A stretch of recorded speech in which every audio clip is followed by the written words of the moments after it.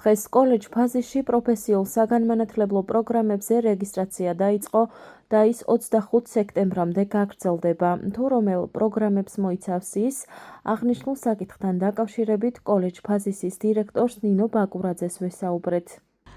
დღეს ქვეყნის მასშტაბით დაიწყო რეგისტრაცია პროფესიულ საგანმანათლებლო პროგრამებზე. კოლეჯი ფაზისი აცხადებს მიღებას რამოდენიმე მიმართულებით, IT მიმართულებით, ინჟინერიის, ბიზნესის და ასე შემდეგ.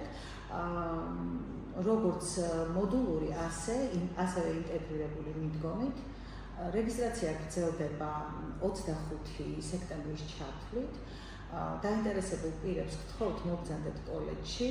ჩვენი პროფორიენტაციისა და კარიერის სამსახური დაგეხმარებათ შეარჩიოთ სასურველი პროფესია, ასევე გთავაზობთ ტურს კოლეჯის ფარგლებში, ერთად დავათვალიეროთ კოლეჯის ინფრასტრუქტურა, პროფესიულ სტუდენტთა ნამუშევრების გამოფენა, ჩავერთოთ მუშა პროცესში და ასე შემდეგ. გთხოვთ, კოლეჯის კარი ღია ნებისმიერი მსურველისთვის.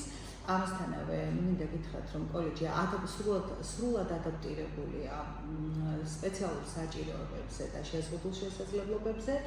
მიღებას კოლეჯი აცხადებს ორივე ლოკაციაზე, ფოთისა და ხობის მუნიციპალიტეტის სოფელ მონჯიხევის ლოკაციებზე. გელოდებით. აღსანიშნავია, რომ კოლეჯი აგრარული ინჟინერიის, ინფორმაციული ტექნოლოგიის, ტურიზმისა და დარგთა შორისი მიმართულებების პროფესიულ საგანმანათლებლო პროგრამებს უკვე წლებია ახორციელებს.